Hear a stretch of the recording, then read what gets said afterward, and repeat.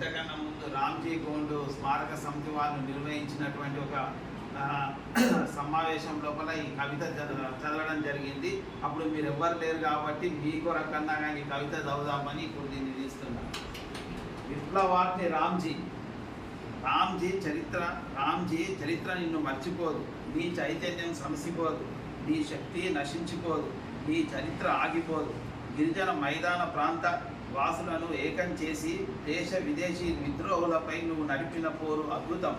సామ్రాజ్యవాదానికి, రాచరికానికి, భూస్వామ్యానికి, సాంస్కృతిక సాంప్రదాయాలపై అణచివేతకు, అత్యాచారాలకు, ఆగడాలకు వ్యతిరేకంగా నువ్వు రేపిన విప్లవాగ్ని జ్వాలలు ఆరిపోలేదు. అవి నివురుగప్పిన నిప్పు లాంటివి. ఈ నిప్పు విశ్వవ్యాప్తమై ప్రపంచము నలుమూలల దేశాలు స్వాతంత్రం కొరకు చేసే పోరాటాలలో, జాతులు విముక్తి కొరకు చేసే యుద్ధాలలో, ప్రజలు స్వేచ్ఛ కోసం చేసే రణం నినాదాలలో, రాజ్యహింసకు వ్యతిరేకంగా జనాలు ఎత్తిన నిరసన గళాలలో, ప్రశ్నించే గొంతుకలలో రగులుతూనే ఉంది. అన్యాయాలను, అక్రమాలను ఎదుర్కొనే ప్రతి మనిషి గుండెలో మండుతూనే ఉంది.